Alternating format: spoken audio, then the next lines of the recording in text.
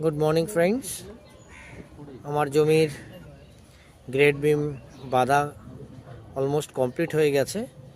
তো একবার আমাদের গ্রেড বিমটা কেমন হয়েছে আমি জাস্ট দেখিয়ে দিচ্ছি।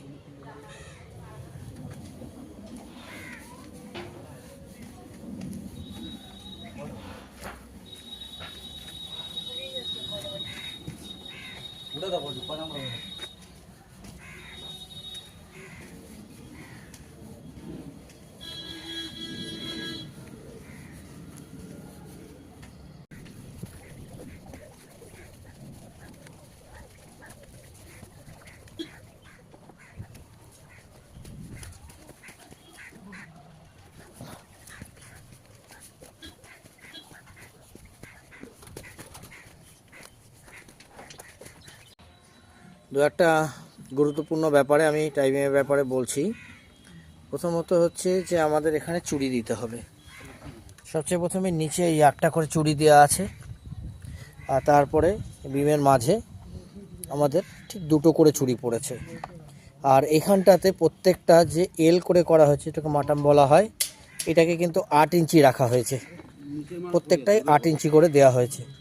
সবগুলো ব্যাকা করে বেন্ড করে কিন্তু বিমের ভিতরে ঢুকিয়ে দেওয়া হয়ে গেছে। হ্যাঁ, আর আমাদের এখানে দেখা যাচ্ছে এই চুড়ি, ঠিক তার চুড়ির উপরে কিন্তু আমরা একটা বরফি করে দিয়েছি। প্রত্যেকটা দুটো করে চুড়ির উপরে কিন্তু একটা করে বরফি বসে যাচ্ছে। এই জিনিসটা মাথায় রাখতে হবে। আর আমরা এখানটাতে যে চুড়িগুলো বসিয়েছি, চুড়িগুলো সব 4 ইঞ্চি গ্যাপে বসিয়েছি। নর্মালি 5 ইঞ্চি গ্যাপে হয়। আমি এখানটাতে আমাদের যে ডিজাইন হিসাবে আমার এখানটাতে আমি সমস্ত চুড়িগুলো কিন্তু 4 ইঞ্চি গ্যাপে বসানো আছে। আর এখানে আরেকটা গুরুত্বপূর্ণ ব্যাপার যেটা আমাদের বলার ছিল, সেটা হচ্ছে হুক। আমি বারবার বলছি হুক। চুড়ির সবচেয়ে ইম্পর্টেন্ট জিনিস হচ্ছে হুক। এই হুকগুলো কিন্তু 135 ডিগ্রি অ্যাঙ্গেলে ব্যাকা করা আছে। আর প্রত্যেকটা হুক কিন্তু আমার এখানটাতে 3 ইঞ্চি করে দেওয়া আছে। নর্মালি এই হুকগুলো 2 ইঞ্চি হওয়া উচিত, কিন্তু 2 ইঞ্চি থেকে অবশ্যই কখনো কম হবে না। সেক্ষেত্রে এখানে 2 ইঞ্চি হুক। আর প্রত্যেকটা হুক আমার এখানটাতে আছে, প্রত্যেকটা হুকই হচ্ছে 3 ইঞ্চি করে হুক আছে। আর প্রত্যেকটাই কিন্তু উপরের দিকে, কোথাও নিচে যায়নি। এটা দেখুন উপরে এই সাইডে, আর একটা ঠিক তার অল্টারনেটে বসেছে। এইভাবে কিন্তু হুকগুলোকে আমাদের বসিয়ে দিতে হবে। চুড়িগুলো এইভাবে যদি বেঁধে করা হয়, তাহলে কিন্তু এই জিনিসটা খুব শক্তিশালী হবে আর খুব মজবুত হবে।